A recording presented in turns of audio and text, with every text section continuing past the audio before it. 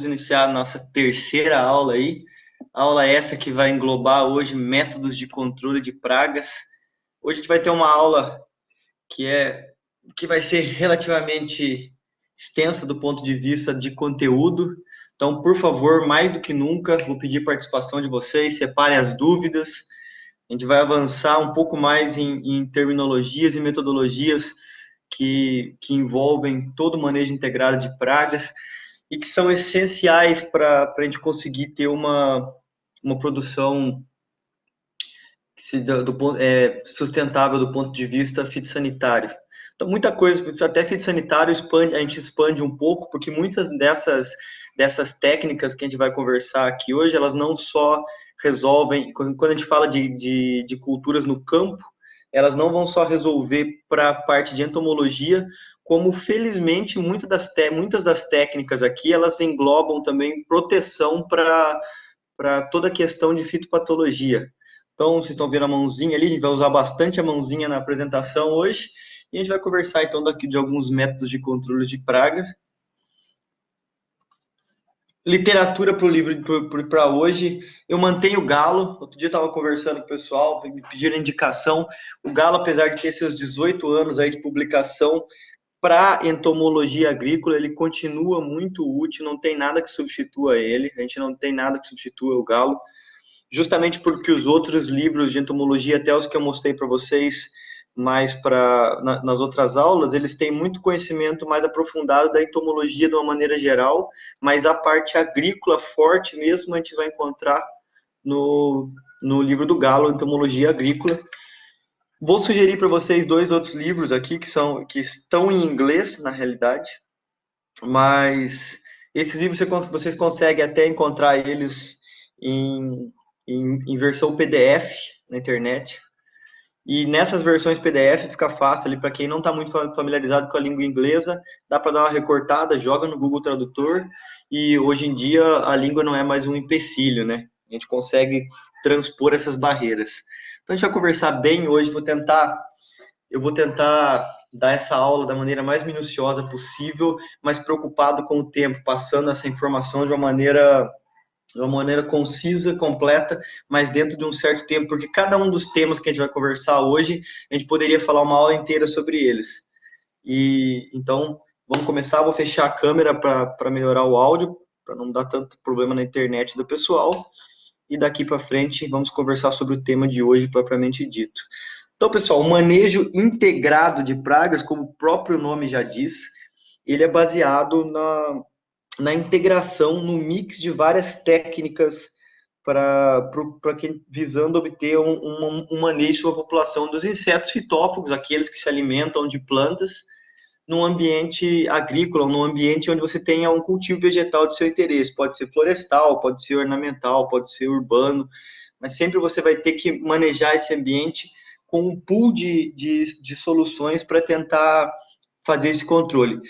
O ser humano ele tem uma atração muito grande por tudo que é maravilhoso, por tudo que é fácil. Então, muitas vezes a gente procura soluções que são soluções mágicas para tudo na vida.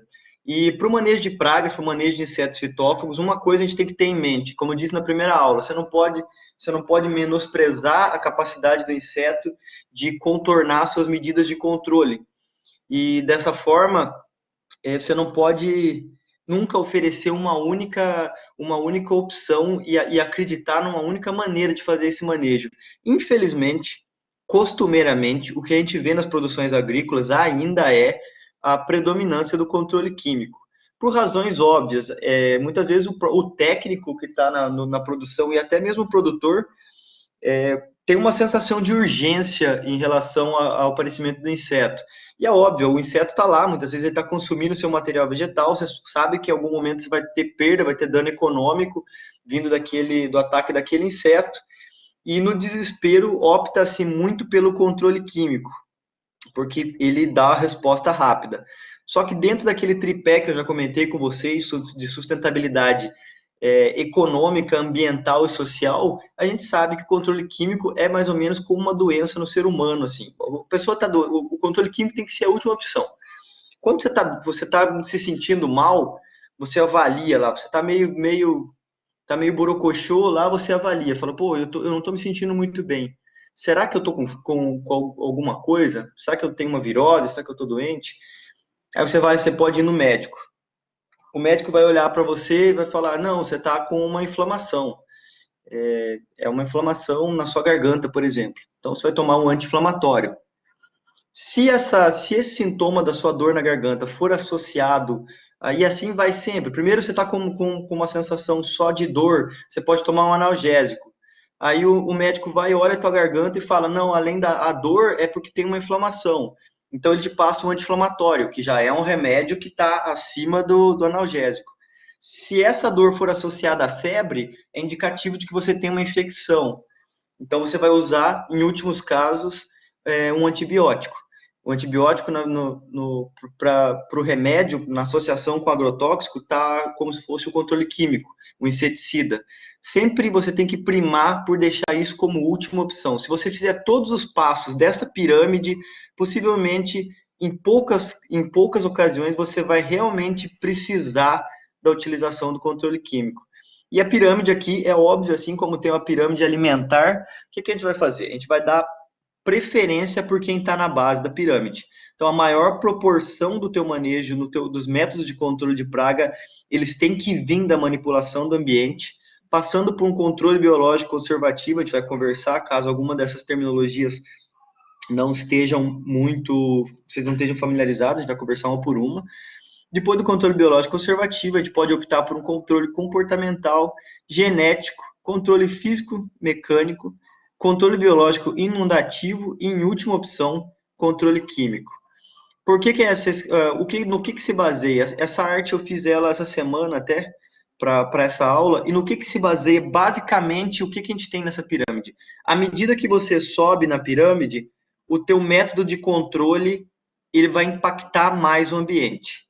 Então, a manipulação do ambiente é a que impacta menos, controle biológico conservativo e assim por diante. Quanto mais você sobe um degrau nessa pirâmide, mais essa tua metodologia de controle vai afetar o ambiente. Por que ela está desse jeito? Quanto mais você afeta o ambiente, mais você causa um desequilíbrio nesse ambiente e, por incrível que pareça, quanto mais desequilibrado, mais fácil é a ressurgência da praga nesse ambiente. Que a gente conversou lá naquela primeira aula. Quem é mais adaptado a interferências no equilíbrio do ambiente são os insetos praga. Então, quando você causa equilíbrio, mesmo que para consertar o ataque daquele inseto, a possibilidade daquele inseto voltar, ressurgir, muitas vezes até com a população maior, é muito grande. Então, todas essas técnicas associadas, elas colaboram para que você tenha um ambiente mais saudável e que vai ser muito difícil você precisar usar esses métodos mais agressivos no controle. Isso acontece? Acontece. Quem teve oportunidade de trabalhar com agricultura orgânica, isso é muito comum em agricultura orgânica. Quando você tem uma área muito estabilizada, que todos esses passos aqui de baixo eles estão sendo feitos, principalmente a manipulação do ambiente, a explosão populacional de insetos praga é muito rara de acontecer, porque você está próximo, aquele ambiente está próximo daquele equilíbrio dinâmico que eu comentei com vocês lá na primeira aula. Então vamos lá para a manipulação do ambiente. O que a gente olha para a manipulação do ambiente, e aqui a gente já tem o primeiro selo aqui, o menor preço garantido. Eu digo para vocês com certeza que de todos os métodos de controle de praga, um dos mais eficientes preventivamente, partindo do princípio que prevenir é melhor do que remediar, e com menor preço garantido para o agricultor e para o técnico, é a manipulação do ambiente. A manipulação do ambiente ela vai começar com um preparo adequado do solo. Primeira coisa que você vai ter, preparo adequado do solo. Você vai ter, quando você tem um preparo adequado do solo, associado um solo corrigido, eu acredito que todo mundo tá ligado com essa, bem da parte agrícola, né, seja florestal, está ligado na parte de calagem. Você tem, sempre quando você vai fazer uma implantação de uma lavoura, você tem que fazer a correção desse solo, vai ter que fazer o preparo dele e para entrar uma correta adubação nesse ambiente. Isso é essencial. A gente vai falar um pouquinho melhor disso ali para frente, mas a manipulação do ambiente vai englobar preparo de solo, adubação, arquitetura do cultivo, algumas medidas sanitárias que você precisa colocar naquela área e tomar muito cuidado com elas, e a diversificação desse ambiente. Ponto. 5 coisas das quais a manipulação do ambiente são essenciais. A primeira delas que a gente comentou, preparo do solo e adubação correta. Então, sempre quando você faz um preparo adequado do solo, hoje em dia a gente está evoluindo muito nessa questão de preparo do solo. Alguns livros de entomologia mais antigos, sempre eles sugeriam que você tinha que fazer um auto-revolvimento desse solo, trabalhar ele com muita gradar, subsolar, e hoje em dia a gente está entendendo que uma vez que esse solo foi movimentado, através de algumas técnicas, como a do plantio direto, você pode, essa não agressividade no controle do solo permite com que essas plantas elas tenham um desenvolvimento melhor, e plantas bem desenvolvidas elas vão se comportar melhor frente ao ataque de tanto de patógenos quanto insetos. Então, quando você tem um preparo adequado do solo, você vai lá, faz a incorporação do teu calcário, você corrige o alumínio, corrige a acidez daquele solo, você permite que as suas plantas se desenvolvam de uma maneira melhor. Por quê? Porque as raízes delas vão se desenvolver, e uma vez que você tem mais raiz no solo, essas plantas vão fazer vão ter uma melhor e maior absorção dos nutrientes disponíveis naquele ambiente. Isso muitas vezes pode levar, tudo baseado também numa boa análise de solo. Isso é essencial, pessoal. Então, sempre quando for convidado a trabalhar com manejo integrado em alguma propriedade, ou for dar uma assistência para alguém, sempre puxa dessa questão do solo. Toda casa é construída em cima de um alicerce que tem que ser dimensionado para aguentar o peso daquela casa. E o alicerce do manejo integrado de pragas, do ponto de vista aplicado, é o correto preparo do solo, adubação baseado num solo corrigido e bem analisado através de uma análise de solo para você fazer essa adubação da maneira correta. Um exemplo bem problemático que a gente tem com plantas que não estão bem nutridas. Nitrogênio limpo, erro na adubação nitrogenada, tanto para mais quanto para menos. Assim, 80% dos casos de ataque de insetos sugadores estão relacionados com adubação nitrogenada errada. A gente tem esse problema. Hoje, fui procurado por um técnico que aqui na região de Joinville, aqui em Santa Catarina, a gente está tendo um problema muito sério de mosca branca em aipim, em mandioca. E não era comum o ataque desse inseto. Apesar da mosca branca gostar bastante de culturas diferentes, a mosca branca é um inseto sugador. Apesar dela atacar várias culturas, ela nunca foi um problema na mandioca. A gente fez uma anamnese das propriedades que estão tendo esse problema, e todas foram atendidas por uma mesma cooperativa, por uma mesma agropecuária de uma cooperativa, que superdimensionou a adubação nitrogenada nessas propriedades. Como resposta, foi imediata a colonização por mosca branca. A mosca branca, assim como os outros insetos sugadores, como percevejos, pulgões, eles vêm na planta em busca desse nitrogênio livre, porque tanto quando você tem uma adubação nitrogenada deficiente ou em excesso, você tem na seiva elaborada uma quantidade muito alta de aminoácidos livres, porque o nitrogênio é utilizado na construção dos aminoácidos, que posteriormente é utilizado na construção das proteínas. Quando você não tem uma quantidade adequada de nitrogênio, ou em falta ou em excesso, ou sobra ou falta aminoácido para construir a proteína. Se faltar aminoácido, vai ficar aminoácido livre porque não conseguiu completar a cadeia. Se tiver muito nitrogênio, vai sobrar aminoácido porque já foi feita a proteína que a planta necessitava e não se estoca a proteína. Então, o que acontece? Os insetos sugadores vêm atrás dessa proteína na seiva. E possivelmente essas plantas elas conseguem sinalizar isso, são insetos que respondem muito à questão química, e elas vêm para atacar essa questão nitrogenada. Algumas coisas de experimentos que a gente tem aqui com hortaliças.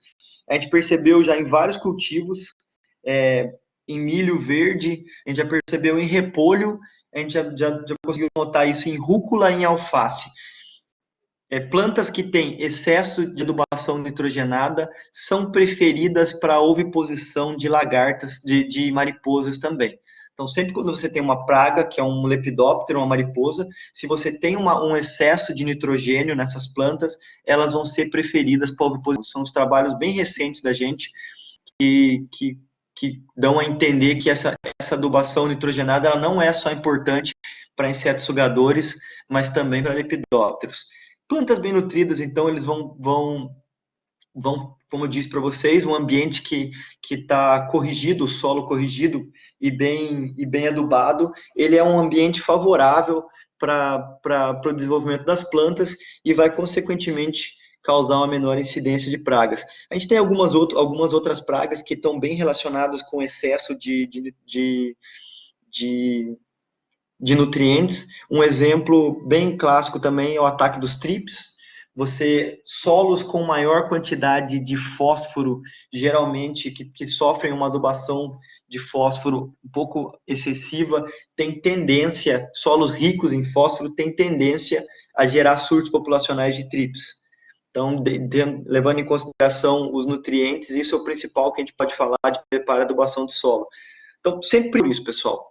Solo tem que estar corrigido, ele tem que ser movimentado o menos possível e ele tem que estar adubado corretamente. Nem sempre a gente consegue pegar a lavoura no momento da sua implantação. E quando a gente não consegue, tem métodos que você pode lançar a mão para corrigir isso depois, se não for uma planta anual. Se for uma planta perene, tem como fazer. Mas o ideal é que na implementação seja verificado tudo isso para que a lavoura possa se desenvolver de uma maneira mais adequada. A arquitetura do cultivo também é muito importante nesses métodos de controle de praga, na manipulação do ambiente, porque muitas vezes a gente trabalha com culturas que não estão relacionadas com a região do país. O ideal é que você tente plantar sempre uma cultura que está extremamente adaptada à tua região. Nem sempre é possível. Ontem e hoje eu estava envolvido com um curso aqui na empresa que eu trabalho, para um curso de capacitação para 30 técnicos para cultivo de pitaia. Quem já trabalhou com pitaia ou comeu pitaia, sabe que a pitaia é uma cactácea. E essa cactácea está sendo plantada, como toda cactácea, toda planta cã, ela é adaptada à falta de água, a ambientes mais secos.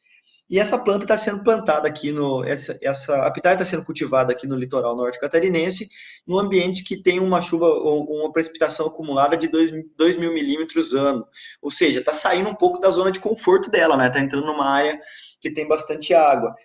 E isso pode afetar como os insetos atacam essa planta. Por isso é muito importante que quando você escolhe a cultura, você se preocupe sempre com a arquitetura desse cultivo.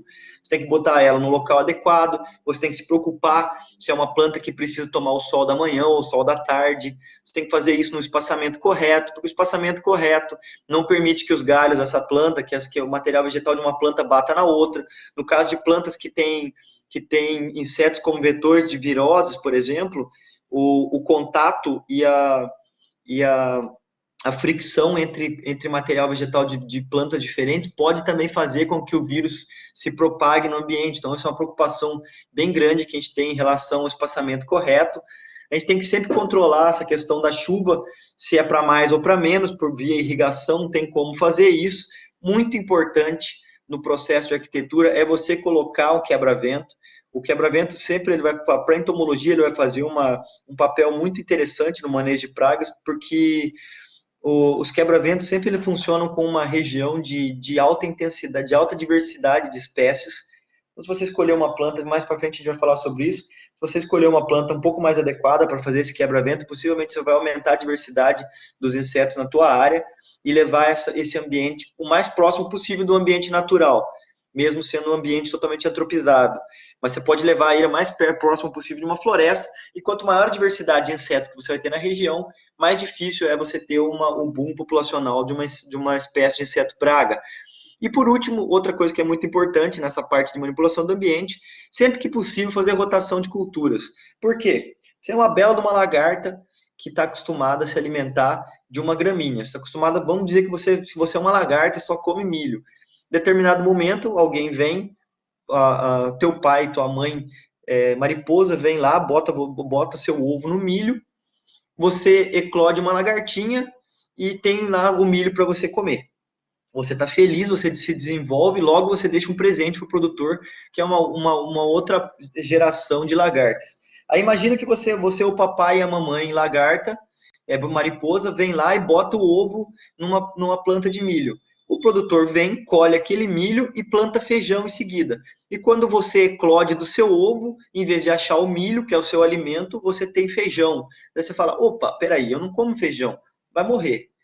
E muitas vezes acontece isso com algumas pragas. Sempre quando você tem uma rotação de culturas, as pragas que eram do milho não conseguem, por exemplo, usando o exemplo que a gente está falando aqui, as pragas que eram do milho, elas não conseguem colonizar um feijão, por exemplo, se você plantar depois. E essa rotação atrasa a colonização desse ambiente. E quanto mais tempo você atrasar a colonização da sua produção por insetos fitófagos, melhor é para você, do ponto de vista econômico. Então, sempre importante primar pela rotação de culturas. Muitas vezes até você pode até optar por uma adubação verde, ao invés de botar uma outra planta comercial, deixa aquela terra, aquela gleba ali, aquele talhão descansar com uma adubação verde, que também na maioria das vezes, elas atraem muitos insetos, e você vai potencializar ali a diversidade de insetos para os cultivos futuros. Medidas sanitárias de manipulação do ambiente, sempre importantes, podas, eliminação de frutos atacados, plantas doentes e cultivos abandonados. Cultivos abandonados, a gente tem até a gente caminha para uma legislação que colabora para a gente conseguir, em algumas culturas, principalmente por alguns planos de produção integrada, a gente está começando a ter material legal para trabalhar a produção integrada no Brasil, e via isso, muitas vezes a gente vai conseguir a destruição de cultivo abandonado com respaldo legal. Isso é bem interessante. Mais para frente, acho que a gente vai conversar de produção integrada. E uma coisa muito importante, que a gente aqui até está na foto aqui, uma outra coisa que é essencial, não está no escrito, mas a foto é essencial, aquisição de mudas de qualidade. Isso é muito importante dentro dessas medidas sanitárias para a manipulação do ambiente. Muda saudável vai gerar uma produção saudável. Muda que não é saudável, que já vem contaminada do viveiro, possivelmente vai dar problema para frente de praga num tempo muito rápido. Não vai ter aquele atraso na colonização. Todo material de poda, de fruta atacada, de planta doente, de tudo todo esse material contaminado tem que ser feito descarte de maneira correta. Um descarte que você pode fazer é botar fogo nisso aí. Se você botar fogo, tudo bem, é uma maneira de você eliminar esse material contaminado, mas uma coisa que eu aconselho, se tiver acesso a uma compostagem feita de maneira correta, a temperatura da compostagem para inseto geralmente é suficiente para matar tanto inseto quanto o ovo de inseto, porque a temperatura na compostagem vai até 70 graus. 70 graus é o suficiente para paralisar todas as enzimas, tanto de ovo quanto do adulto ou da fase jovem de um inseto. Então, se você puder optar por utilizar esse material, descartar esse material em compostagem, é essencial, porque você pode reaproveitar até depois. Dependendo se for planta doente, eu não vou aconselhar você fazer vou dizer que não é legal. Se for por conta de patógeno, talvez a compostagem não seja o melhor caminho, talvez seja o fogo realmente. Mas no caso de inseto, a compostagem ela é suficiente para eliminar todos os ovos. A gente sabe porque a gente tem um trabalho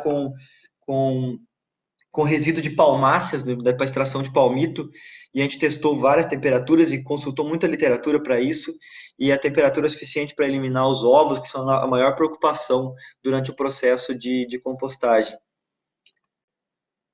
Depois, o que a gente pode fazer? A gente pode optar nessa manipulação do ambiente pela diversificação. Primeiro, o que é a diversificação? Nada mais é do que você inserir naquele ambiente diferentes espécies ou diferentes plantas. Pensa comigo, a diversificação mais simples que você pode fazer, como é o caso da foto aqui, é uma diversificação genética. Aqui a gente tem uma produção de alface, só que a gente tem um alface roxo e um alface normal, o alface verde. Só o fato de você ter duas cultivares geneticamente diferentes no seu ambiente Essa é a diversificação mais básica que você pode fazer. A gente não está envolvendo nem espécie. Dentro da mesma espécie, você colocar duas cultivares geneticamente diferentes é o suficiente para você já ter um confundimento dos insetos que estão naquele ambiente e segurar possíveis explosões populacionais. A gente tem casos aqui de teste de cultivares que é muito comum acontecer ataque de coleóptero desfoliador numa cultivar, não acontecer na outra, acontece lagarta em uma, não acontece na outra, quando a gente está na fase de melhoramento. E de uma maneira geral, esses danos não conseguem se estender por toda a casa de vegetação. E quando você não tem esses danos de toda a casa, quer dizer que você não tem a perda não é tão grande. E quando você tem essa concentração em uma determinada espécie, numa determinada cultivar, falando só de diversificação genética, você consegue fazer o controle de uma maneira mais fácil também, porque você usa aquela cultivar que é mais preferida como um sinalizador para saber, a gente chama isso, tem até um termo em inglês que chama Smart Plant, que é como se fosse uma planta inteligente. A planta suscetível, ela sempre vai ser o seu indicador de ataque, de presença de praga. Você pode fazer um monitoramento, a amostragem só naquelas plantas, muitas vezes. Então, o primeiro tipo de diversificação genética, a mais simples. Depois a gente dá um salto, a gente pode fazer a diversificação de espécies diferentes. Não sei se o pessoal está acostumado a lidar com a agroecologia. O pessoal da agroecologia sabe fazer bem isso, trabalha essa questão de múltiplas espécies na mesma área. Sempre quando você tem isso aqui, você pode ter um confundimento químico muito, muito maior. Você imagina que você é um inseto e você se alimenta de uma planta específica, onde é mais fácil você encontrar essa planta se guiando só pelo cheiro, numa área que tem apenas ela ou numa área que tem múltiplas espécies. Então, sempre quando você tem múltiplas espécies, a colonização também vai ser atrasada. Vai impedir de acontecer? Não vai impedir de acontecer. Uma hora o inseto pode chegar, mas isso aqui já atrasa bastante. E quando a gente está falando de manejo integrado de pragas, uma semana, 10 dias, 15 dias, dependendo da cultura, é metade do ciclo. Então, se você tem uma praga de alface, por exemplo, você bota o alface aqui no meio dessa bagunça de espécies, e esse alface fica atrasada a colonização dele em 10, 15 dias por um inseto fitófago, você salvou metade você já salvou metade do ciclo dele no campo, praticamente. E os danos de algumas plantas, os danos irreversíveis, geralmente são feitos nessa fase de recém-instalação no campo. Então, sempre quando você atrasa 10, 15 dias, possivelmente você vai ter uma planta adulta com desenvolvimento melhor e que vai produzir melhor. O último caso, então, a gente tem a diversificação genética, a diversificação com espécies. Um detalhe, sendo todas essas espécies comerciais, também todas de interesse comercial, todas plantadas para serem comercializadas, e a gente tem a diversificação com algumas espécies que não vão ser comercializadas. Aqui eu botei 2 exemplos para vocês. O caso do quiabo é bem importante em regiões onde se tem um ataque de formiga quem-quem. Aqui no sul a gente usa muito para a região que tem ataque de quem-quem. Essas formigas elas vão optar pela planta de quiabo, vão deixar um pouco em paz a sua cultura. E no caso de passarinho, quando a gente tem ataque de danos causados por pássaros em frutos, que é o caso da pitaia, que eu comentei com vocês hoje, mas é o caso da banana também. Uma estratégia é você fazer um plantio de alguns mamoeiros no ambiente. Então, os pássaros vão optar por comer os frutos do mamão, ao invés de comer sua banana ou comer a sua pitaia. Então, são espécies diferentes. Aqui já não é finalidade comercial essas plantas no mesmo ambiente. E você pode fazer a diversificação com recursos florais. Esse talvez seja o mais interessante. Eu trabalhei com isso nos 2 doutorados que eu fiz e no meu mestrado. A diversificação com recursos florais como ferramenta de manipulação do ambiente, ela leva a resultados esplendorosos no manejo, no controle de pragas. Por quê? Porque os predadores e os parasitoides, eles precisam dos recursos florais. Quem são os recursos florais?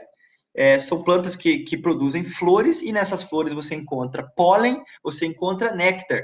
E esses indivíduos, os entomófagos, que são aqueles que se alimentam de outros insetos, inimigos naturais, eles precisam tanto do néctar quanto do pólen para completar o seu desenvolvimento na fase adulta.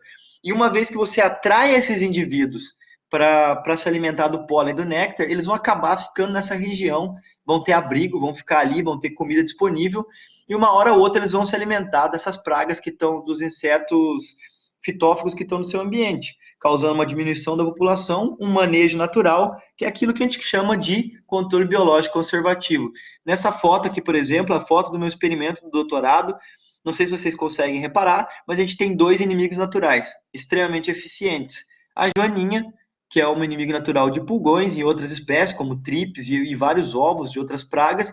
E aqui, bem escondida, a gente tem uma aranha tomíside. Ela está escondida aqui, a gente quase não consegue ver. É uma crab spider, uma aranha caranguejo. Ela é bem comum em recursos florais. Então, muitas vezes a praga também, o inseto fitófago, vem aqui na flor, porque é uma flor amarela, uma flor chamativa, e essa aranha faz a festa e também consome. Então, isso é muito importante para a gente fazer o manejo, tanto que essa diversificação com recursos florais eu conectei com o controle biológico conservativo. O controle biológico conservativo, pessoal, é o controle biológico que causa um menor impacto no ambiente sob o ponto de vista ecológico. Por quê? Porque nada mais é do que você se usar a manipulação do ambiente para tornar esse ambiente o mais amigável possível para os inimigos naturais. E os inimigos naturais, uma vez que estejam no ambiente amigável, vão consumir as suas possíveis pragas, mantendo essa população baixa. Esse é o melhor cenário possível para o manejo de pragas existente. Nada é melhor do que isso. Vou mostrar para vocês alguns resultados aqui. Então, o que a gente tem? Esses recursos florais, eles vão afetar muito a rede trófica, que é onde todos os insetos se conectam no ecossistema. Então, aqui a gente tem um produtor. O produtor pode ser, aqui no caso, uma planta de tomate. Nessa planta de tomate, a gente vai ter alguns herbívoros se alimentando, uma lagarta, um pulgão e um trips. E no nível acima, a gente vai ter o inimigo natural, em azul. Guarda essas cores: verde, produtor; laranja para o herbívoro; azul para o inimigo natural. Então, a gente vai ter esse ambiente. O inimigo natural só está a joaninha aqui, por quê? Porque a joaninha veio comer, possivelmente, esse pulgão. O tomate não tem interesse nenhum para a joaninha. Ela não gosta da flor do tomate. A flor do tomate, ela por ser uma solanácea, ela investe muito pesado em defesa. E a rota metabólica secundária dela é muito pesada. Só que os fitófagos aqui, que se alimentam do tomate, já estão habituados com aqueles compostos tóxicos que a planta tem. Mas o inimigo natural não está tanto. Então, ele não vem, muitas vezes, se alimentar do tomate, porque não é um ambiente muito saudável para ele. Se ele tiver com fome, ele pode até vir aqui e ficar morando no tomate para comer as pragas que estão ali. Mas o tomate em si não é um abrigo legal para o inimigo natural. O que a gente faz no manejo biológico conservativo através da diversificação? A gente insere um recurso floral. Aqui eu vou mostrar um exemplo para vocês usando Tagetes erecta, que é o famoso cravo de defunto. A gente tenta não usar esse nome na academia, mais porque espanta um pouco os produtores, mas no caso a gente coloca aqui na mãozinha, aqui junto com os produtores, coloca esse cravo, que é um recurso floral. Opa, esse cravo é um abrigo excelente para outros inimigos naturais, inclusive a joaninha. Por quê? Porque aqui ela pode se alimentar do néctar e pode se alimentar do pólen. Vai ter outros fitófagos que vão vir nesse cravo? Sim, mas nenhum deles ataca o tomate. Ou seja, para quem é predador aqui, a gente tem um hospedeiro a mais ou uma presa a mais. Então, a gente vai aumentando a possibilidade dos inimigos naturais ficarem nesse ambiente, ok, pessoal? Isso é bem importante. Então, de um ambiente do monocultivo para um ambiente onde você tem a diversificação, você aumenta a quantidade de inimigos naturais na rede trófica. Mas isso é teoria ou isso é verdade, Marcelo? Vou mostrar para vocês resultado do meu experimento do PhD. Antes eu vou explicar o que foi feito. Foi um experimento com tomate, com alface, e esse alface ficou no campo durante o desenvolvimento do Tagetes. A gente fez 3 plantios de alface durante a parte vegetativa do cravo, quando não tinha flor, durante a primeira florada do cravo, a primeira floração do cravo, e o cravo ele quase que fica uma planta, ela semi-perene ali no campo. Ele dá a primeira floração, quando a primeira floração ainda está no campo, ele já manda uma segunda florada bem grande. Então, foram 3 tempos, durante a fase vegetativa, o alface foi plantado durante a fase vegetativa do cravo, a primeira floração, e na segunda floração, que é o máximo de flor que você vai ter nessa planta. Olha que interessante. Essa é a rede trófica. Esses são os insetos capturados. Cada número desse é um inseto capturado nas plantas de alface durante a fase vegetativa. Aqui em verde a gente tem a planta de alface. Essas barrinhas são assim, ó, a barra cinza é a quantidade de inseto corrigida por um logaritmo. A barra preta é a massa não só do inseto, do organismo. A cinza é a quantidade, a barra preta é o peso desse organismo, e a barra branca é a biomassa, que seria miligramas por metro quadrado desse organismo. Então, só para a gente trabalhar. Setinha verde, produtor. Setinha vermelha, praga, consumidor, fitófago. Setinha azul, inimigos naturais. 3 níveis de inimigos naturais, e aqui em laranja, detritívoros, que são quem consome, quem morreu dessa cadeia aqui para cima. Então, com 20 a 55 dias de cravo no campo, a gente não tinha flor no campo. Essa era a população, essa era a diversidade de insetos na alface. Primeira floração do cravo, olha o que acontece. Essa é a quantidade de inimigo natural no campo. Olha a diferença da quantidade de inimigos naturais sem flor para com flor. Aumentou detritívoro, aumenta a quantidade de fitófagos? Sim, mas não altera a produtividade, porque não são fitófagos que são praga. Olha lá, quer aumentar isso ainda mais? Vamos para a segunda floração do cravo. Olha aqui a quantidade de inimigo natural que você tem nesse ambiente. Eu garanto para vocês que para vocês terem uma explosão populacional nesse ambiente é muito difícil. Então, o ambiente, olha, só por conta de inserir um recurso floral, a diferença que a gente tem na população dos inimigos naturais, que possivelmente vão segurar qualquer explosão populacional de praga nesse ambiente. Isso aqui é um experimento partindo do mesmo princípio com tomate orgânico. Aqui são frutos danificados em tomate, em monocultivo de tomate orgânico, 18% de frutos danificados por ataque de inseto, frutos danificados em cultivo diversificado de tomate com cravo, 7% de frutos. Uma queda de 11% no ataque, 11% de frutos comerciais, frutos que vão para o comércio. Então, 11% a mais de ganho para quem diversificou o ambiente. Isso é muito importante. Passando desse, que se eu pudesse, se me deixassem, eu ficava falando de controle conservativo o dia inteiro aqui, porque eu sou encantado com isso. Tá, em determinado momento, teu controle conservativo falhou, você atraiu um monte de inimigo natural ali, ou o produtor mas mesmo assim teve uma explosão populacional, ou você está trabalhando com um produtor que não quer colocar uma planta, não quer colocar uma flor, não quer colocar um quebra-vento, não quer aumentar a diversidade, você pode lançar mão de outras coisas. Um exemplo de controle que vem ali para cima do controle biológico conservativo, que não causa tanto impacto no ambiente, seria o controle comportamental. O que é o controle comportamental? Por que a gente tem essa foto do pica-pau aí voando atrás do cheirinho da torta assada, da comida? Porque, como eu disse para vocês, uma das principais formas com as quais os insetos se comunicam é através da comunicação química. Então, ao longo do tempo, os pesquisadores foram atrás de quais são os compostos voláteis que são capazes de atrair determinados insetos. E a gente chegou no que eu acho que todo mundo conhece, no famoso feromônio. A gente tem feromônios utilizados na agricultura, que aqui a gente tem alguns exemplos de feromônios. Feromônio por definição, é uma substância química utilizada na comunicação de insetos da mesma espécie, sempre da mesma espécie. Se envolver outras espécies, a gente pode ter cairomônios, aleloquímicos, a gente não vai entrar nesses detalhes, mas como exemplo de feromônios, que são substâncias, então, utilizadas dentro da mesma espécie, a gente tem os feromônios de trilha, que são utilizados pelas formigas, para localizar o caminho entre o formigueiro e a presa delas, a planta. O feromônio sexual, esse muito utilizado dentro da agricultura já, e o feromônio de alarme, que é aquele quando um indivíduo é tocado, ele entra em situação de risco, ele solta um feromônio, um cheiro que avisa todos os outros demais indivíduos de que eles necessitam de sair correndo dali porque tem um perigo. O que a gente usa muito na agricultura? Na agricultura a gente tem usado muito o feromônio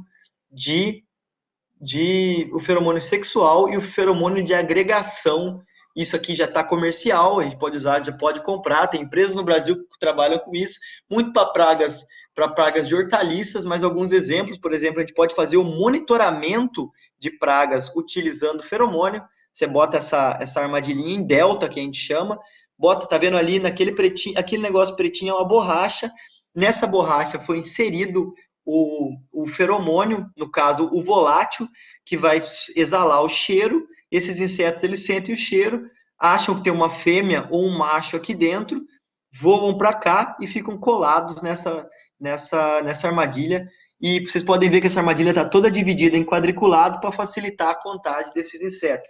Isso para quando você usa, então, o controle comportamental, usa os semioquímicos através dos feromônios para monitoramento. Coleta massal. Na banana é muito comum, a gente tem o Cosmolure, que é um feromônio do moleque da bananeira, e a gente usa ele para fazer a coleta, tanto o monitoramento quanto a coleta massal desses indivíduos. Em regiões, aqui a gente tem bananais que não eram feitos, o manejo do moleque não era feito de maneira adequada há vários anos, e o que aconteceu? As pessoas começaram, quando entrou mais forte no mercado o feromônio do moleque para poder fazer a coleta massal, a gente tem relatos de alguns produtores que é um inseto noturno, então essa queda do inseto na armadilha vai acontecer durante a noite. A gente tem relatos de produtores que estavam pegando 200 insetos por noite. Você consegue imaginar o estrago de um coleóptero que ataca o rizoma, que ataca a raiz da bananeira? 200 por noite, sendo que a atratividade dessa armadilha é relativamente curta, de 5 a 10 metros de atração. Então, você imagina que você está coletando 200 insetos por noite num raio de 5 metros, é muito inseto, é muito problema. E você pode fazer a associação dessa coleta massal, desse feromônio sexual, com a utilização de alguns fungos entomopatogênicos. Vou mostrar lá para cima para vocês. Isso aqui entraria em controle biológico inundativo, que é quando você pega um fungo entomopatogênico, aqui no caso a bovéria, que é um fungo que ataca o inseto, que vai causar uma doença, você aumenta a população desse fungo no teu ambiente, é um controle, por isso chama-se inundativo, quando você aumenta, e você causa a mortalidade desses insetos. Isso aqui seria um controle biológico inundativo, poderia estar lá em cima? Pode, mas por que ele está aqui com controle comportamental? Porque quando você usa o feromônio sexual do moleque associado ao fungo, uma coisa bem importante, pessoal, o feromônio ele é específico, ele dificilmente vai atrair uma espécie que não é a praga. Então você está fazendo especificamente o controle da tua praga alvo. Por isso que quando você associa o controle com um fungo num método comportamental, você está trazendo aqui nessa armadilha, ao invés de ter água, se fosse para fazer esse controle com o fungo, ao invés de ter água, teria uma massinha com o fungo. Então esse inseto viria, entraria em contato com o fungo e só ele, exclusivamente ele, morreria, não outras espécies. Por que eu falo isso? A bovéria é um fungo generalista de inseto, então ela não consegue reconhecer um moleque da bananeira, ela não vê a diferença entre um moleque da bananeira e uma abelha. Então ela também poderia matar polinizadores se ela fosse pulverizada, por exemplo. No caso da associação com controle comportamental, está aqui nessa parte de baixo da pirâmide, porque não causa tanto impacto no ambiente, pelo controle comportamental ser direcionado para uma espécie-chave, para um alvo-chave.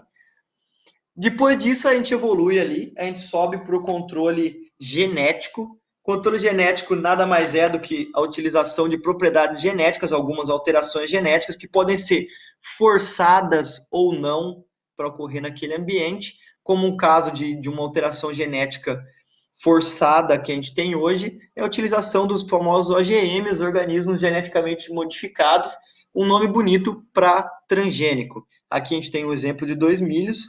Esse milho possivelmente tem uma proteína BT, uma proteína vinda do Bacillus thuringiensis, a gente vai falar dele ali na frente, que vai impedir que esse milho seja consumido por lagartas, vai matar as possíveis lagartas que se alimentem dessa planta. Esse é o milho normal, já permite então o ataque desses insetos. Só vou tomar um gole de água aqui, pessoal. Então, um exemplo de controle genético está os organismos geneticamente modificados. Outro exemplo bem clássico é a utilização de cultivares resistentes. Aqui a gente tem casos de Spodoptera, da lagarta do cartucho do milho, que foram obrigatoriamente alimentados com variedades suscetíveis de milho e variedades resistentes. Então, essa planta resistente, ela tem no material genético dela algum gene que não é vindo de uma transformação, não foi o homem que colocou, isso aqui é melhoramento clássico, algum gene nela de resistência que possivelmente faz com que o seu sistema metabólico secundário produza mais compostos de defesa quando comparados com uma cultivar resistente. E essa cultivar, então, essa resistência vai causar um desenvolvimento precário do inseto, ou muitas vezes vai impedir até que esse inseto se alimente dessa cultivar. E isso é muito interessante, porque entra naquilo que eu falei para vocês, de atrasar o desenvolvimento, atrasar a colonização por parte dos insetos pragas, dos insetos fitófagos. E por fim, a gente tem uma técnica que é muito utilizada para mosca de controle genético, é utilizada para mosca das frutas, que é a técnica do macho estéreo. É uma técnica onde você pega uma população de moscas da fruta, por exemplo, você submete esses indivíduos a altas taxas de radiação, o suficiente para esterilizar esse macho, mas não para matar. Você pega esse macho que está estéril e coloca ele de volta na natureza. Esse macho ele vai copular com a fêmea, que está fértil, a fêmea é fértil, o macho é estéril. Ele copula com a fêmea se julga fecundada, vai e oviposita os ovos dela. Só que esses ovos vão ser estéreis como o macho, porque o macho não pode reproduzir, por conta de ter tomado essa alta dose de radiação.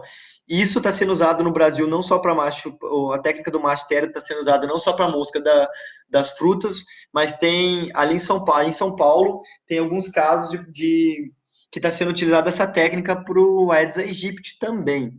Então é bem interessante, é uma técnica bem legal. Para dípteros funciona muito bem, é bem estabelecido para dípteros, para o controle então. Então, organismos geneticamente modificados, cultivares resistentes e técnica do macho estéreo são metodologias de controle genético que a gente pode utilizar também.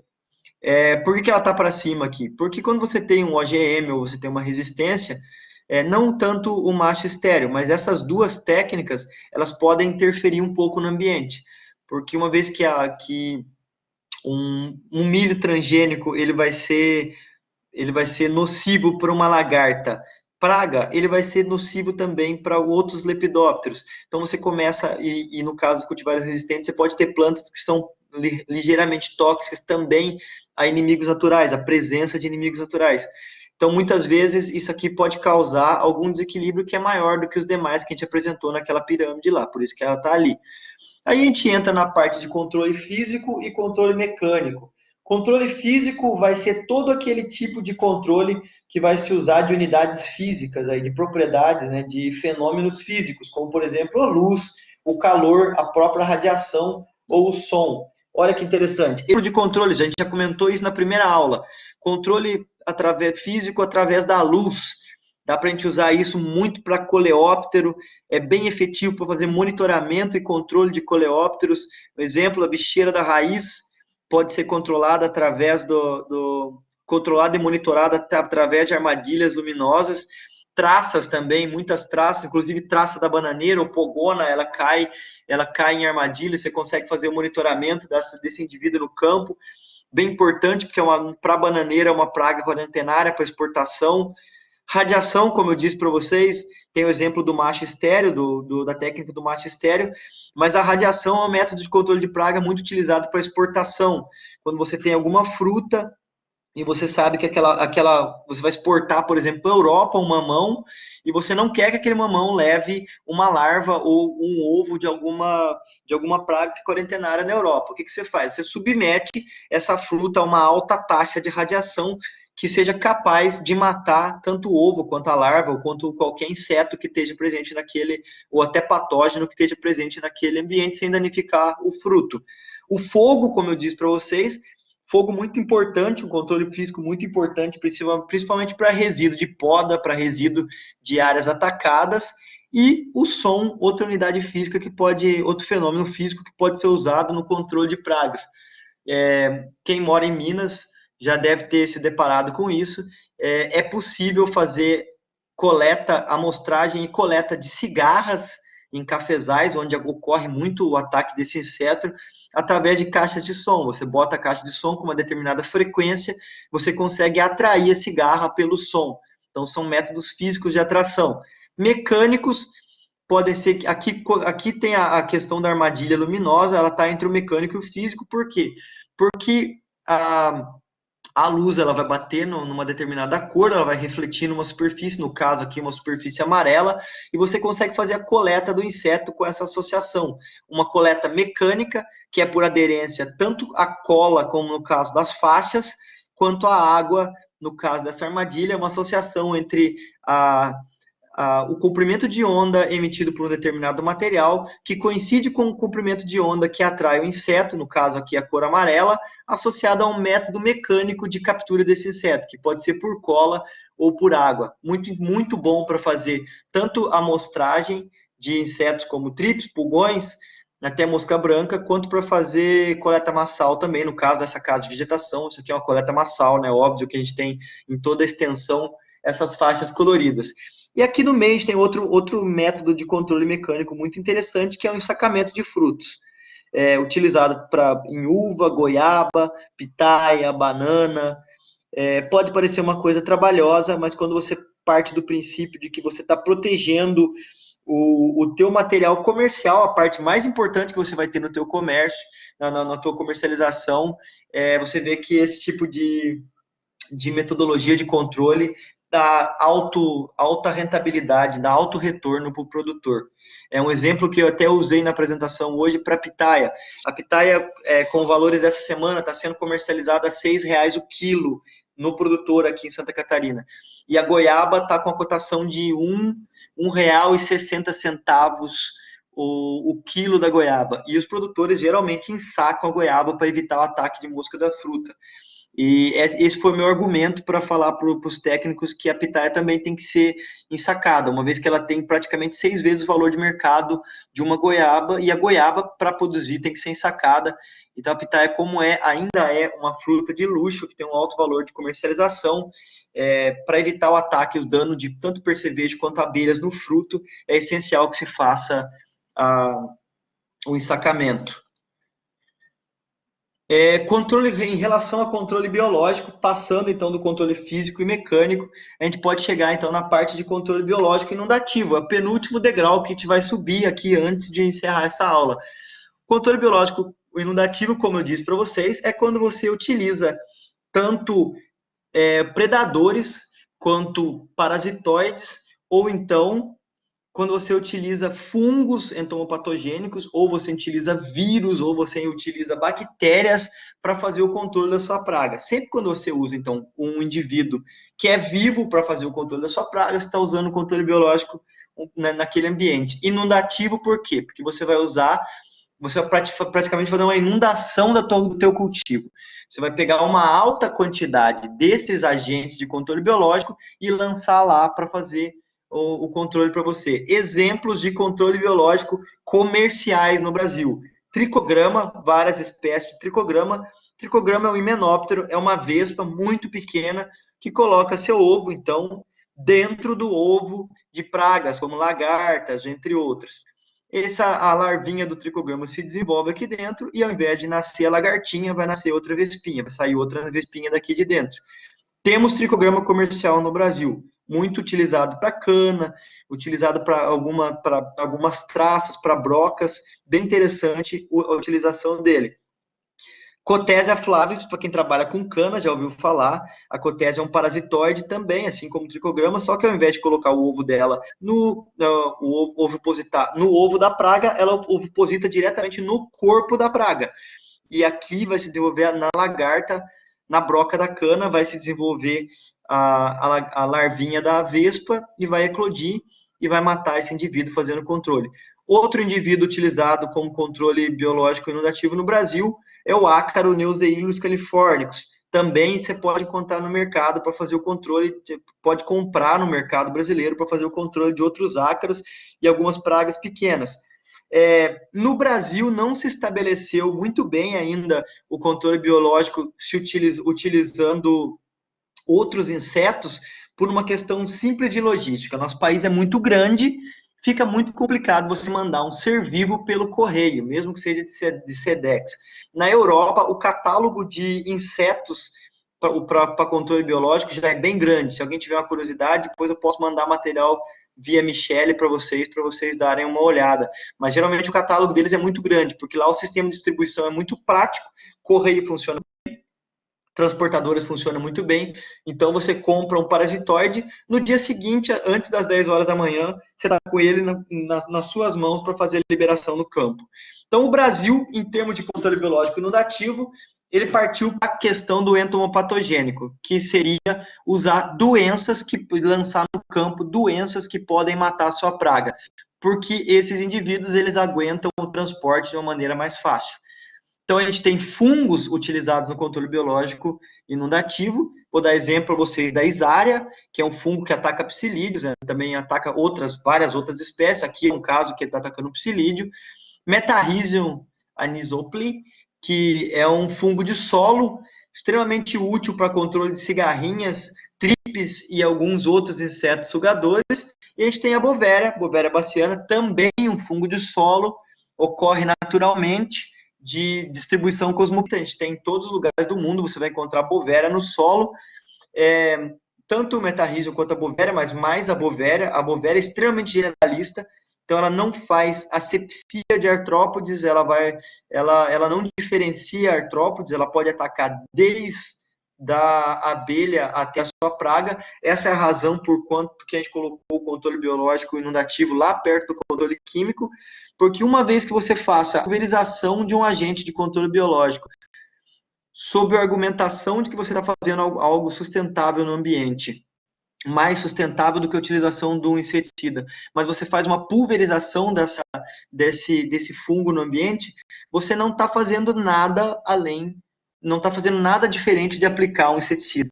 A mortalidade de artrópodes e a interferência no equilíbrio daquele ambiente vai ser tão grande quanto se você tivesse aplicado um inseticida, se você tivesse aplicado um piretroide de contato, qualquer coisa. Então, muito cuidado na hora de fazer o controle biológico inundativo com esses fungos generalistas. Tem que tomar cuidado, tem que direcionar. Se puder fazer a aplicação direcionada para a região onde existe o ataque da praga, melhor. Mas o cenário ideal é fazer, como mostrei para vocês lá atrás, a associação de um método de controle comportamental, de uma armadilha, seja ela luminosa, seja ela através do feromônio, para fazer a contaminação desse indivíduo, para contaminar só o teu organismo-alvo. A gente passa por uma coisa que é um pouco menos generalista, que é a utilização do Bacillus thuringiensis. O Bacillus thuringiensis é uma bactéria que possui uma enzima, assim que o inseto ingere, se o inseto come alguma coisa que tem bacilo, se ela ingere a bactéria, essa bactéria ela libera alguns cristais no trato digestivo do inseto. Esses cristais ferem o inseto durante a sua digestão e levam esse indivíduo à morte. Então, a tecnologia básica das plantas transgênicas vem da utilização desses cristais que vem do BT, como é muito comum de falar o BT, né? A sigla até para cultivares transgênicas, geralmente ela leva soja BT, milho BT, e então é um inseticida biológico de grande importância para a agricultura. A gente consegue comercializar, tem comercial também o BT, ele tem você tem estirpes de BT que podem ser usados tanto para moscas, algumas outras podem ser usadas para coleópteros, mas a maioria delas é direcionada para lepidópteros. Então isso aí é fácil de encontrar comercialmente. E o baculovírus? O baculovírus é um vírus que vai atacar basicamente lagartas, a gente tem comercial no Brasil hoje também. Infelizmente, para quem trabalha com soja, sabe que esse vírus ele é muito efetivo, ele é muito bom no controle, mas eu não sei por que nos últimos anos ele caiu assim muito a utilização dele. Hoje tem algumas empresas de controle biológico trabalhando com o vírus no campo, possivelmente a gente vai ter um retorno dele, mas é uma técnica, a utilização desse vírus é uma técnica extremamente eficiente, uma vez que o vírus também é muito específico para a praga, ao contrário da bovéria, assim como o bacilos, ele é direcionado a algumas espécies-chave. Então, o desequilíbrio que ele vai causar é bem menor do que o causado por outros métodos de manejo, como o controle químico. Então, esses são os principais métodos de controle biológico. É óbvio que quando a gente for trabalhar especificamente com algumas culturas, a gente vai falar disso mais aprofundado. Qual metodologia dessa de controle biológico inundativo você pode usar? Que sempre vai ser, por mais que possa causar uma interferência no ambiente, pois por mais que possa deslocar alguma espécie nativa, por mais que possa matar um organismo que não seja alvo, ainda é melhor você utilizar o controle biológico do que utilizar o nosso último aqui, o pico da pirâmide, o nosso controle químico. O controle químico, a gente vai falar pouco dele agora, a gente vai falar com mais calma durante as aulas mais específicas de manejo, mas de maneira geral, o controle químico ele deve ser, primeiro, todo produto utilizado para controle de praga tem que estar registrado nos órgãos competentes. Quando eu digo órgãos competentes, eu estou falando de Ministério da Agricultura, a gente está falando de Anvisa, a gente está falando de ambientes de empresas de fiscalização estaduais. Então, tem que estar sempre registrado para aquela cultura, senão você está incutindo um crime se você fizer a solicitação da utilização, você como técnico se indicar a utilização de um produto químico, de um inseticida que não é registrado para cultura ou para praga. Ele deve ser, então, bem selecionado, a gente tem que entrar naquele tripé com força, a gente tem que saber fazer a escolha do produto baseado nos critérios técnicos, econômicos e ambientais, com muito rigor, que infelizmente é o que eu disse para vocês, dentro do manejo integrado de pragas não é utilizado como deveria ser no Brasil, e até em relação ao mundo, a gente pode dizer que não é tão utilizado, a gente está tendo uma mudança de cenário, mas o controle químico ele tem que ser a última opção do técnico no campo, porque é aquela ferramenta que não pode falhar. E uma vez que você opte sempre pelo controle químico, sem levar em consideração critérios técnicos de alternância de moléculas e de outras coisas que a gente vai falar mais para frente, sempre quando você não faz, você usa sempre o controle químico como solução dos teus problemas, você favorece que aquele organismo-alvo, que a sua praga, crie resistência àquela molécula. E você perde a sua última alternativa. Então, sempre tem que ser usado como última alternativa. Naquela analogia que eu fiz para vocês do antibiótico, ela vai funcionar da seguinte forma. Se você tem uma infecção e você toma sempre antibióticos, você seleciona uma bactéria resistente no teu organismo, vai ter um ponto que não vai ter mais antibiótico que vai funcionar para você. E, infelizmente, você vai morrer. E no caso do cultivo agrícola é a mesma coisa. Se você usa muito, de maneira indiscriminada, o controle químico, infelizmente você vai ter uma população de pragas com resistência e essa população resistência invariavelmente vai levar à perda total do teu cultivo. Então sempre tem que ser adequado a essas questões, tem que ser adequado ao usuário. Quando a gente for tratar de maneira mais específica do manejo das espécies aqui para as culturas, a gente vai procurar falar todas as técnicas que podem ser utilizadas dentro do MIP, dentro das outros níveis da pirâmide, mas a gente vai tentar dar um direcionamento a respeito do controle químico, que eu vou contar com o bom senso de vocês, que eu espero seja usado só em último caso, numa última situação. Ok, pessoal?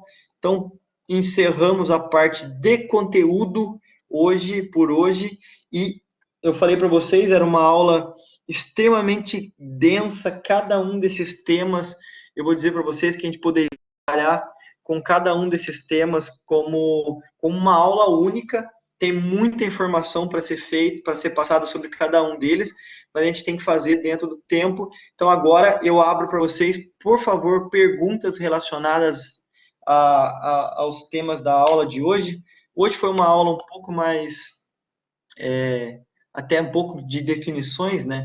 Então, o Gabriel estava com a pergunta pronta ali, ó.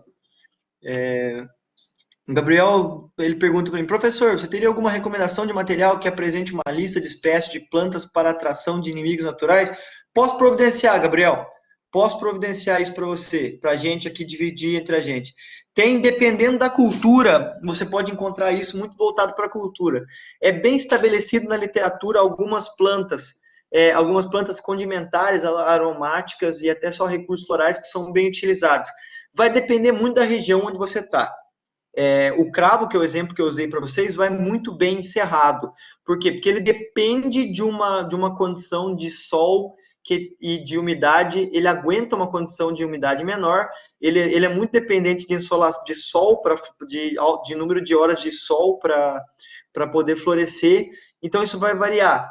Você está numa região mais fria, você pode lançar mais material que é utilizado na Europa. Aqui, no sul do Paraná, Santa Catarina, Rio Grande do Sul, a gente já consegue usar, as pesquisas que são feitas na Europa já são adaptadas a ser utilizadas aqui. Talvez não consiga usar São Paulo, Minas Gerais, ali para cima, talvez a gente tenha uma dificuldade de colocar essas plantas. Mas eu posso providenciar, Gabriel, vou até anotar aqui para o Gabriel, uma lista de plantas que a gente pode utilizar. Pessoal, uma coisa muito importante. A lista de plantas, ela nunca vai ter uma lista de espécies definitivas. Diversificação. Por quê? Porque vou dar um exemplo para vocês. Durante meu mestrado, a gente trabalhou no experimento com a diversificação de plantio de alho utilizando nabo forrageiro. Nabo forrageiro, no período de florescimento, ele atrai uma quantidade gigantesca de inimigos naturais que vão ali se alimentar da florzinha dele, mas ele também atrai, como toda planta, ele também atrai alguns fitófagos. Alguns pulgões que são encontrados no nabo forrageiro podem se tornar praga de couve, por exemplo, de brássicas em geral. Então, sempre quando você vai... Então, eu digo assim para vocês, o nabo forrageiro é efetivo para atração de inimigos naturais em alho? Sim, excelente. Teve um controle legal das pragas do alho, principalmente dos trips. Ele pode ser usado em qualquer cultura? Não, ele não pode ser usado em qualquer cultura. Porque eu tenho que fazer essa ressalva de que se eu for usar essa planta associada a uma brássica, por exemplo, eu posso estar atraindo mais um foco de multiplicação de pragas para aquele ambiente. Então, nunca vai ter uma lista definitiva, mas sempre a gente pode ter essa questão de ter uma ideia no geral. Evandro mandou uma pergunta, ótima aula, professor, muito obrigado, Evandro. Tem algumas perguntas, vamos lá, vamos responder uma por uma. Primeira pergunta do Evandro, a Bovéria e o Bacillus ataca a minhoca? Não tem nada que diga que ataca a minhoca, Evandro. Nunca vi trabalhos relacionados com isso. Inclusive, eu posso checar para você, mas geralmente, até vou checar, porque assim, uma das maneiras de você fazer a classificação de um agrotóxico ou de um implemento, de um material para utilização na agricultura, é passar por uma série de testes para organismos não alvo. Um dos organismos não alvo que tem que ser testado é a minhoca.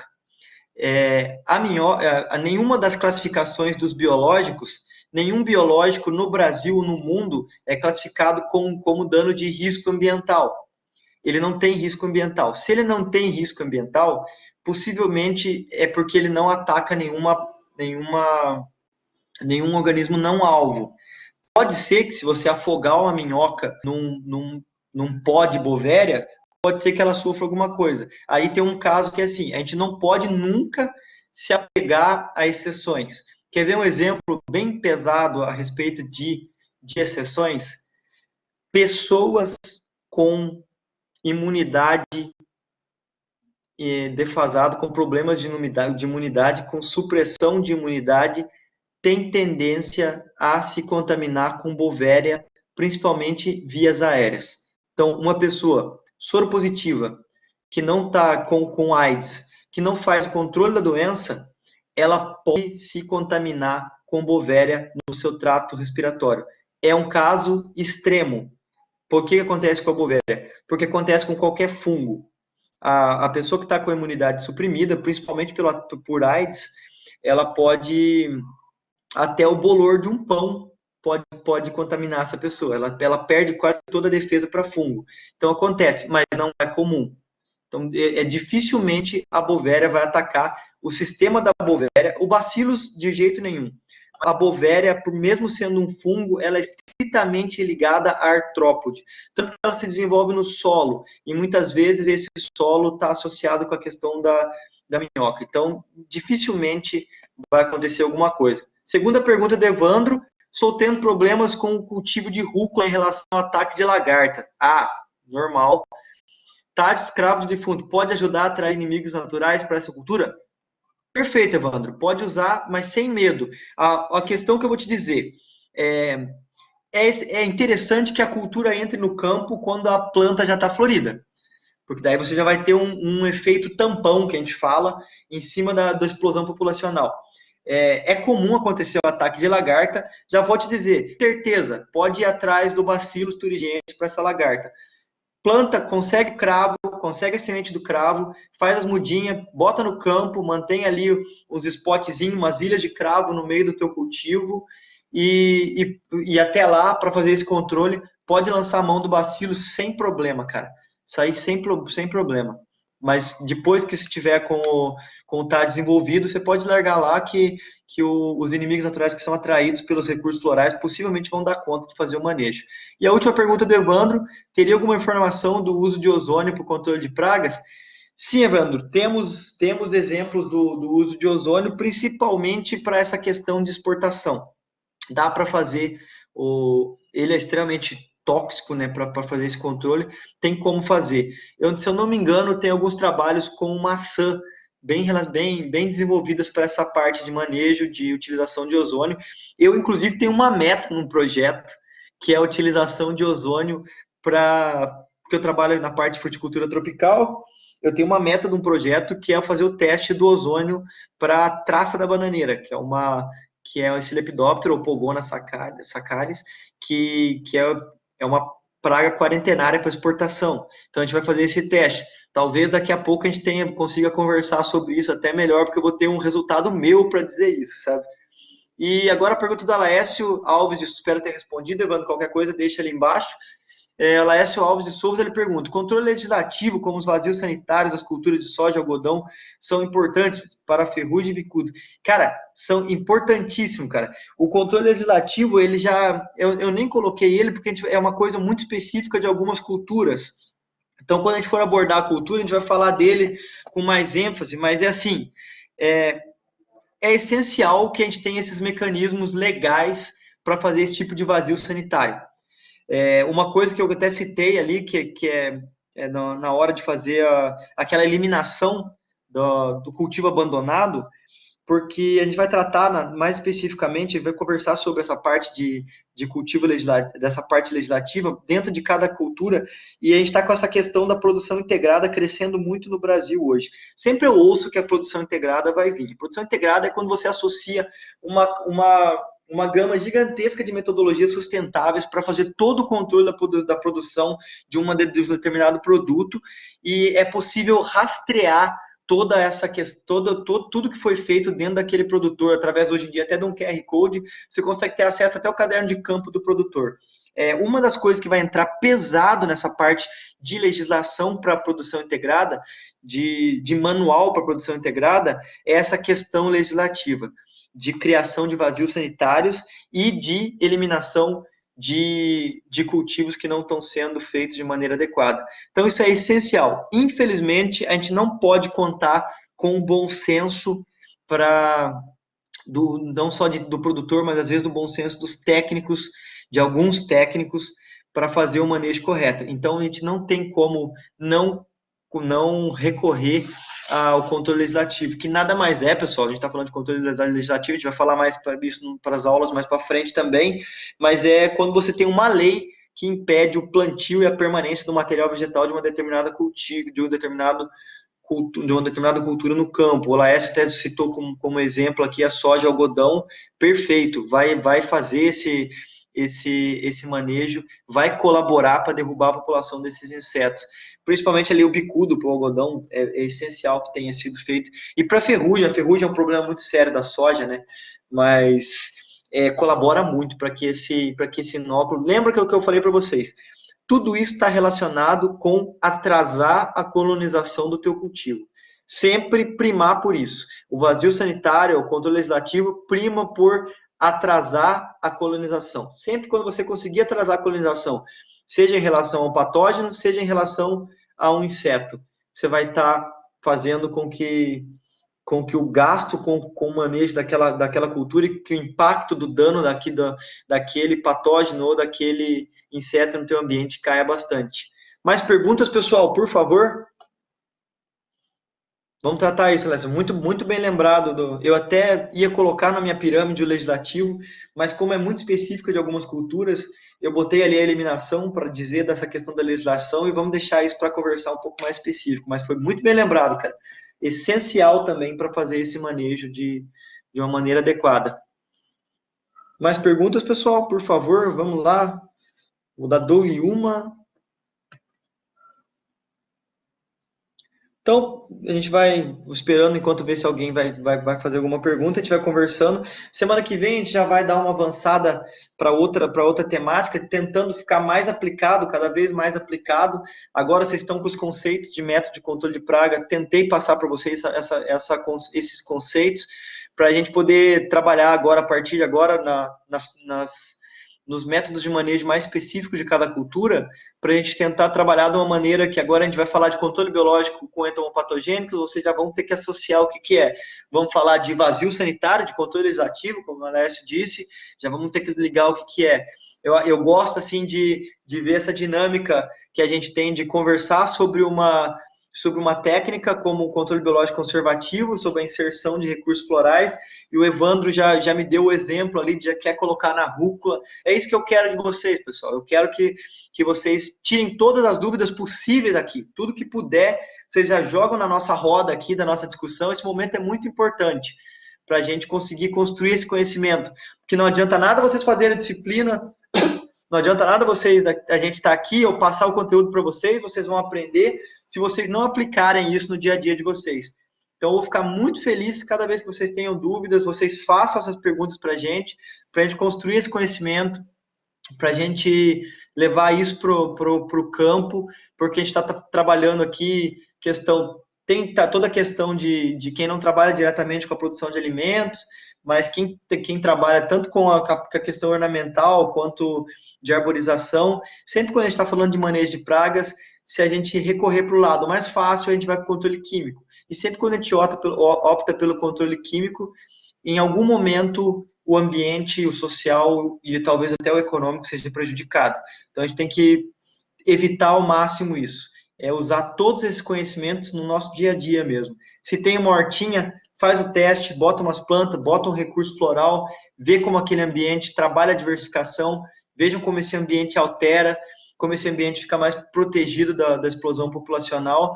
E tendo dúvida, pessoal, tá aí meu contato, o e-mail, o Instagram, se alguém quiser um contato mais direto, pode conversar também com a Michelle, envia pergunta para ela, envia dúvidas, sugestões. Eu estou esperando para vocês me mandarem lá as sugestões de alguma coisa específica que vocês querem que seja abordado na aula. Sempre quando tiver dúvida, pode mandar tanto para a Michelle quanto para mim, que a gente tenta encaixar no cronograma para a gente falar disso ali para frente. Beleza, pessoal?